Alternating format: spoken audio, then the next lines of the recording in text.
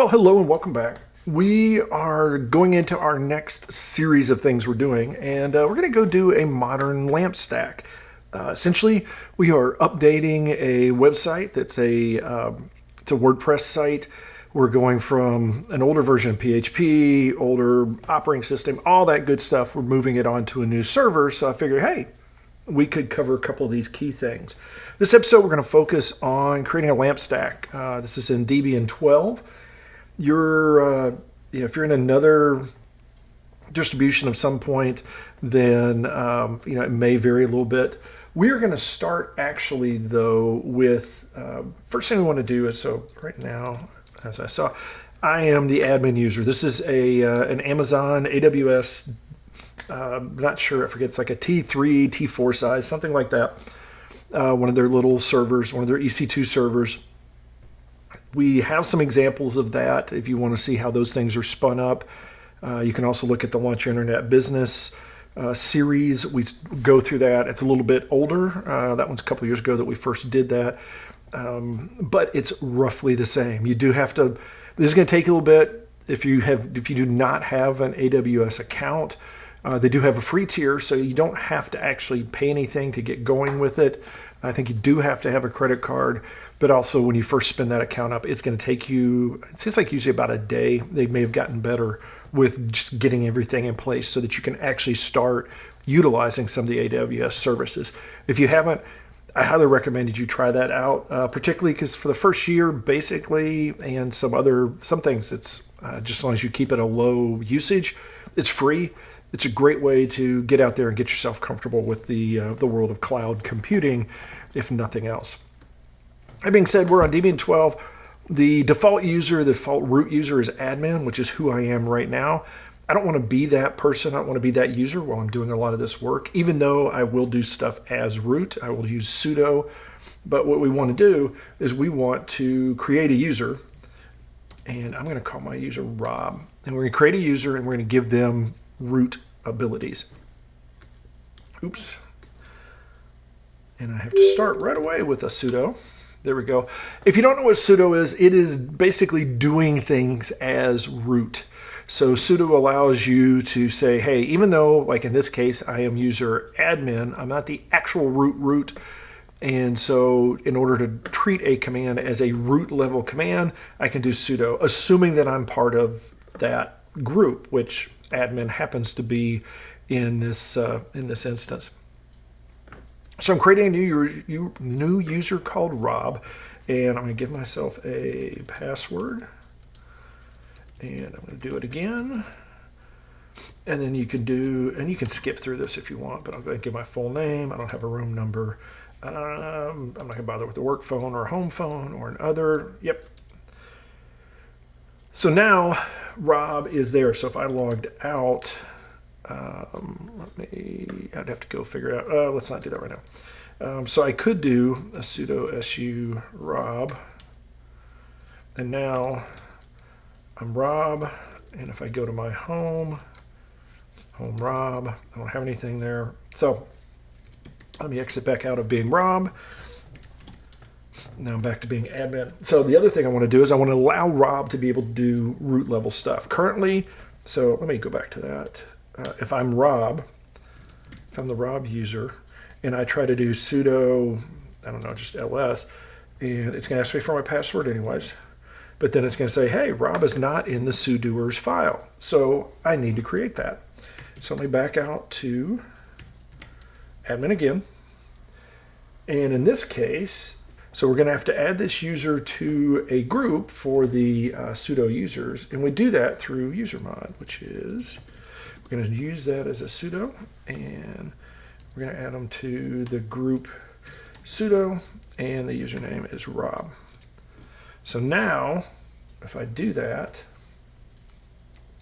let's make sure who I am. I'm just admin. If I do, and so I'm logging in. SU is login as another, basically login as a different user. So I'm coming in as Rob, as we mentioned earlier. So now I can do a sudo ls. It'll ask me for my password, and then boom, I can see stuff. And now I'm in the admin, even though I'm here. So now what I can do, as Rob is I can do a sudo cp /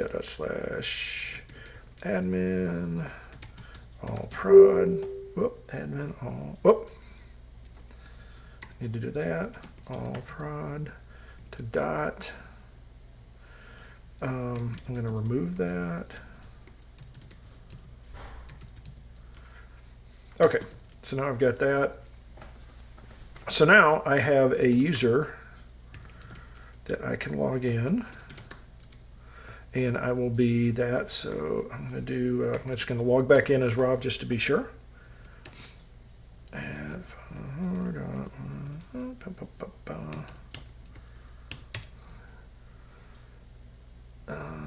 oh, I'm not able to do it without a key. So now I got to go back. Oh. So one of the things I need to do is that I need to adjust this, because by default, the AWS configuration uses a key. The way it was set up, it uses a public-private key. So you don't have an actual, you don't have the ability to actually log in directly without a key. So what we have to do is we need to go find in probably SSH, oh, let's go here. So now it's probably all owned by root. Yeah, so I need a sudo vi sshd config. Yep. And what I'm going to find in here is I'm going to find the password. Let's see, oh, that's not it. Password authentication, there we go. So right now, it doesn't allow password authentication. So what I want to do is make that a yes and write that file.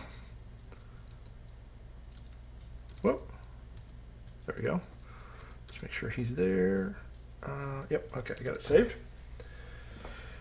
Then I need to restart my SSHD, which is my tunneling daemon.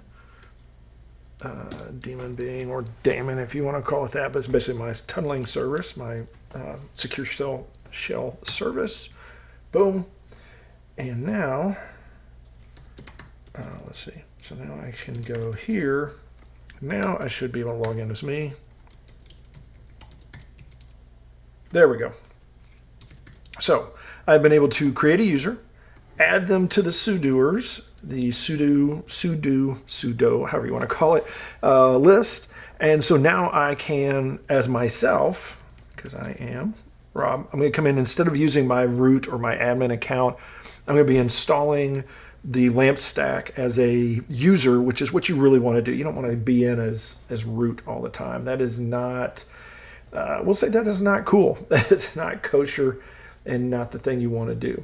Let's go ahead, because we can keep this. We will, with this, let's get started with our WordPress install. So the first thing we need to do is, this is the LAMP stack. So LAMP is Linux, Apache, MySQL, now MariaDB, and PHP. So first thing we need to do is we need to do our PHP. And I'm going to steal this here because it's just a bunch of stuff that's a bit of a pain. And I will put these in the show notes, but basically what's going to happen, hopefully this will all work in one shot. We will find out.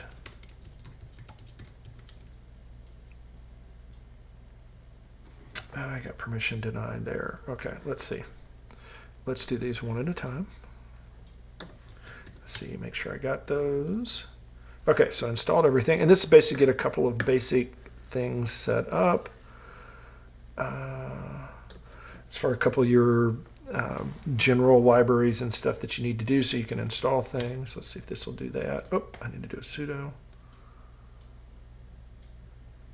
Oh, let's do it this way. Whoop. Dang it. Let me get my typing done. There we go. Okay, so that's there. And then what I want to do is, so I'm pulling down this package, and then I'm going to see if I can make that work. Okay. And so now I should have And so what I'm going to do is I've got the packages down for PHP and stuff set up. So I should be able now to do, I'm going to do PHP and Apache, which are all, these are all fairly straightforward because all I need to do is just install the general Apache, and then PHP MySQL so that I can connect to the database, and PHP curl and some things like that. Let's see. Okay, so it doesn't like the PHP 7. Whoops, because it is, let's try this.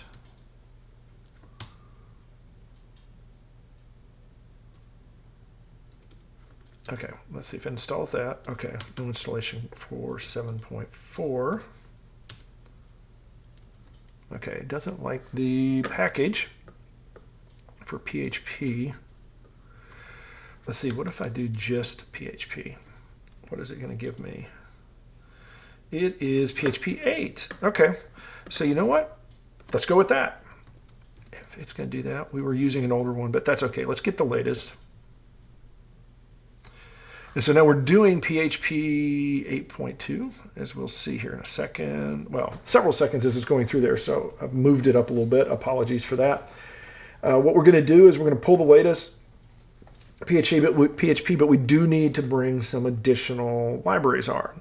And the way we're going to do these, as we saw before, and we're just going to do these, I think all of these still exist, so we're going to find out in just a second, is you give it the major, minor, release number. You can usually do, and I'm not going to try it here. Let's do this first, and then we'll come back to the other. A lot of times you can do it without a version, and it's just going to give you the latest version available on your distro. So it's not, there we go. Let's see if this will work. Sometimes you need the version. It's one of those, it's one of those annoying things when installing PHP. But so for here, now if we do PHP -v, I believe it's that, whoop, is it -v? There we go. So we are running PHP 8.2.7. So we have that. Let's, we do have, did we, I think we did install Apache 2. Let's see. Etsy. We do have, we do not, oh, let's do var. Doesn't look like he is there. Okay, so let's try that. Let's go back to apt install Apache 2. There we go. Okay, so he's there. It's okay, so we do have it installed. So now what we want to do is, I think we'll pause for now. So we've got the basics in there. I don't know if this is actually running. Let's see, I think this is how it wants to start. Oh, it's system control, sorry.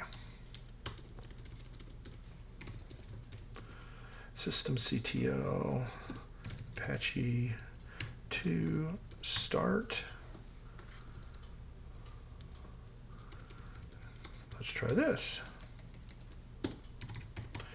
I always forget the order. Okay, so now if I go to this server, it probably is not going to be visible because I don't have that port open yet, I don't think.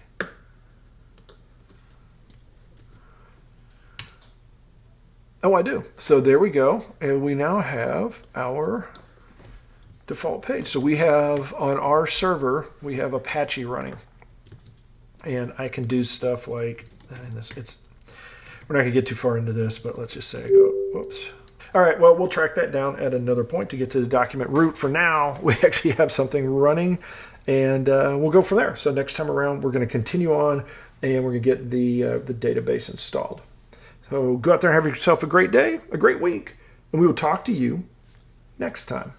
Hello, this is Rob from Developreneur, Building Better Developers, and we have a mastermind class that will be starting, or actually several mastermind classes starting in 2024. Check us out at technologymastermind2024.com.